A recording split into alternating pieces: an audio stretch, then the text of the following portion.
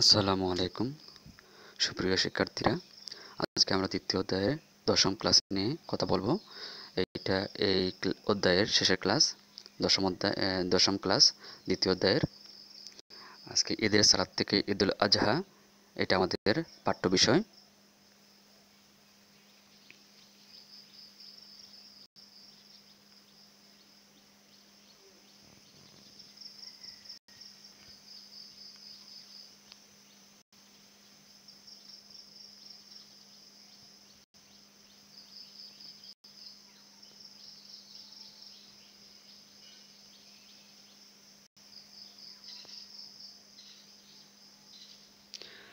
পাঠের শুরুতে আমরা কিছু প্রশ্ন দেই, আজকেও দিয়েছি। এতে করে পাঠটা বুঝতে আমাদের সুবিধা হবে। পাঠটা পড়ব এবং সাথে সাথে প্রশ্নগুলোর উত্তর খোঁজার চেষ্টা করব। চলো প্রশ্নগুলো একটু পড়ে নেই আগে। ঈদুল আজহাতে কি করতে হয়?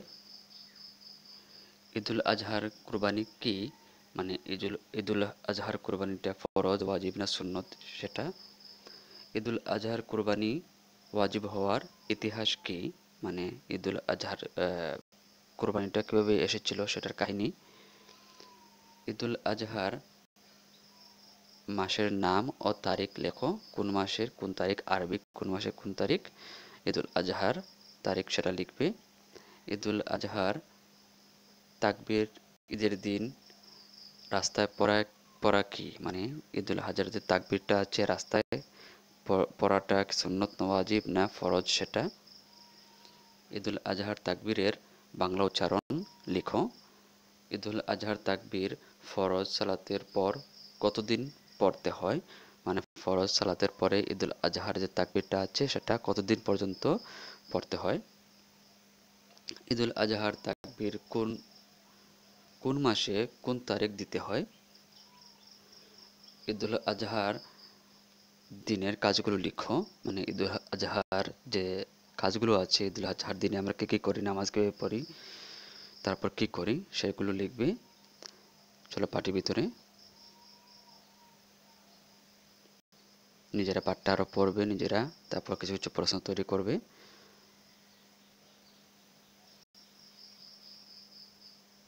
এটা আমাদের আজকের পাঠ, ঈদুল আজহা। চলো পাঠটা পড়ে নেই।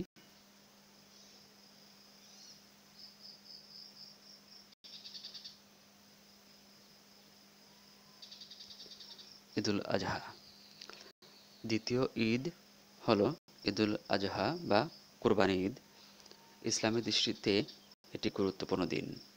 আল্লাহর নির্দেশে এদিন হজরত ইব্রাহিম আলাইহিস সালাম নিজ পুত্র হজরত ইসমাইল আলাইহিস সালামকে আল্লাহর নির্দেশে কোরবানি করতে তৈরি হন।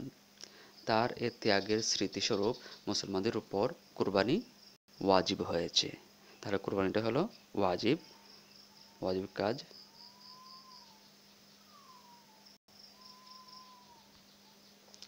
জিলহজ মাসের দশম তারিখ ঈদুল আজহার দিন। ঈদুল ফিতরের মতো এদিনও গোসল করে কুষ্প মেখে পরিষ্কার কাপড় পরে ঈদগাহে একই নিয়মে 2 রাকাত ওয়াজিব সালাত আদায় করতে হয়। যেভাবে আমরা ঈদুল ফিতরে নামাজটা আদায় করেছিলাম সেই নিয়মে 2 রাকাত ওয়াজিব নামাজ আদায় করব। সেই নিয়মেই সালাত শেষে ইমাম 2টি খুতবা দেবেন। খুতবা শোনা ওয়াজিব। এদিন সালাতের আগে কিছু না খাওয়া ভালো। রাস্তায় জুড়ে জুড়ে তাকবীর পড়া সুন্নত। তাহলে তাকবীর পড়াটা কি? রাস্তায় যে পড়ব আমরা তাকবীর, এই তাকবীরটা পড়ব, সেটা পড়া সুন্নত। ঈদের তাকবীর হলো আল্লাহু আকবার, আল্লাহু আকবার, লা ইলাহা ইল্লাল্লাহু, আল্লাহু আকবার, আল্লাহু আকবার, ওয়ালিল্লাহিল হামদ। তাহলে এই তাকবীরটা আমরা ঈদের দিন পড়ি। আর ঈদের নামাজ, ঈদুল আজহা এবং ঈদুল ফিতরের নামাজের নিয়ম একই। তাই এখানে যদি প্রশ্ন আসে ঈদুল আজহার নামাজের নিয়মটা লিখো, তাহলে ঈদুল ফিতরের যে নিয়মটা ছিল নামাজের নিয়মটা সেটা তোমরা লিখে দিলেই চলবে।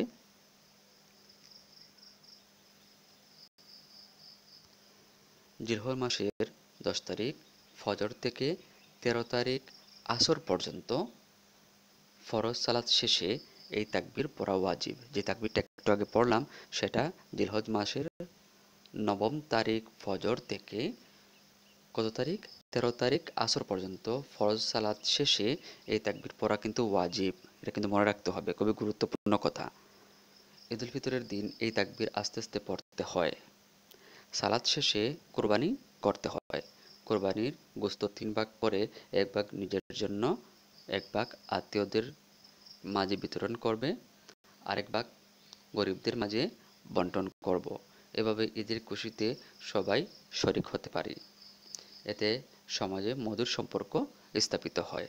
তাহলে ঈদুল আজহার সামাজিক গুরুত্বটা আমরা পেয়ে গেলাম এখানে।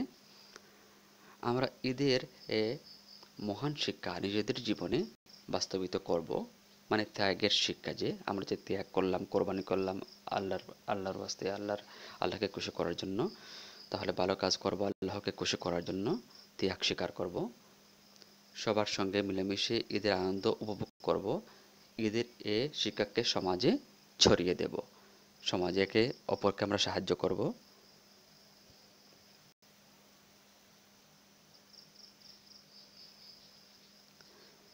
তাহলে শিক্ষার্থীরা, আমরা পাঠটা পড়লাম এবং যে প্রশ্নগুলো পড়েছিলাম এতক্ষণে তোমরা উত্তরগুলো পেয়ে গেছো, এবং কিছু প্রশ্ন নিজেরা তৈরি করার চেষ্টা করো। তারপর উত্তরগুলো মিলিয়ে দেখো তো হয়েছে কিনা। ঈদুল আজহাতে কি করতে হয়? যাদের উপর ওয়াজিব তাদের কোরবানি করতে হয়, মানে কোরবানিটা যাদের উপর ওয়াজিব তাদেরকে কোরবানি করতে হয়। ঈদুল আজহার কোরবানি কি? কোরবানি করা ওয়াজিব। ঈদুল আজহার কোরবানিটা হলো ওয়াজিব। ঈদুল আজহার কোরবানি ওয়াজিব হওয়ার ইতিহাস কি? এই যে আমরা পাঠ্য বই থেকে যে অংশটা পড়েছিলাম সেটা এখানে লিখে দিয়েছি, তোমরা ভিডিও থামে দেখে ফেলো।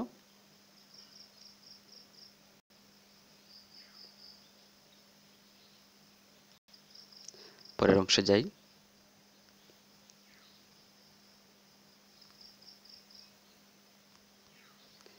ঈদুল আজহার মাসের নাম ও তারিখ লেখো। জিলহজ মাসের 10 তারিখ ঈদুল আজহার দিন। ঈদুল আজহার তাকবীর ঈদের দিন রাস্তায় পড়া কি? এরা সুন্নত, এটা আমরা পড়েছি। ঈদুল আজহার তাকবীর এর বাংলা উচ্চারণ এই যে এটা পাঠ্য বই থেকে নেওয়া হয়েছে। পরের অংশে যাচ্ছি।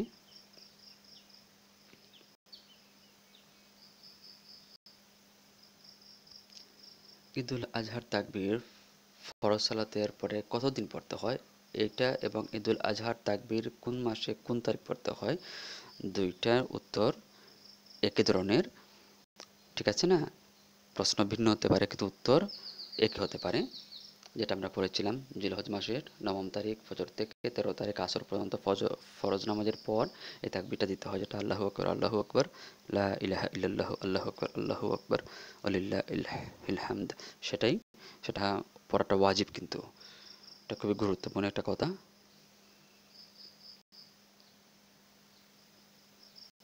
এখানে একটা কাজ আছে, ঈদুল আজহার দিনের কাজগুলো লিখো, যে ঈদুল আজহায় আমরা কী কী করি সকাল থেকে একেবারে কোরবানি পর্যন্ত, নামাজ আদায় সহ সব লিখতে হবে। এখানে পাঠ্য বই থেকে নেওয়া হয়েছে, ভিডিও থামি একটু দেখে ফেলো তোমরা, এটা আমরা পাঠটা পড়ে ফেলেছি কিন্তু এগুলো একটু দেখে নাও। পরের অংশে যাই। হ্যাঁ, আমরা পাঠটা শেষ করলাম। নিজেরা চেষ্টা করো, আরও কোনো প্রশ্ন থাকলে শিক্ষকের সঙ্গে কথা বলো, খাতায় লিখো। বড় কোনো প্রশ্ন থাকলে খাতায় লিখবে, পাঠটা রিডিং পড়বে, তারপর তাড়াতাড়ি মনে থাকবে। আমাদের দ্বিতীয়দের আজকে শেষ, এবং অবশ্যই তোমরা অনুশীলনীর সব প্রশ্ন উত্তর করবে। প্রত্যেক পাঠের অনুশীলনী নিজেরা চেষ্টা করবে, কারণ আমরা পাঠটা পড়েছি তাই প্রত্যেকটা উত্তর আমরা পারবো। তাহলে ভালো থাকো। আসসালামু আলাইকুম।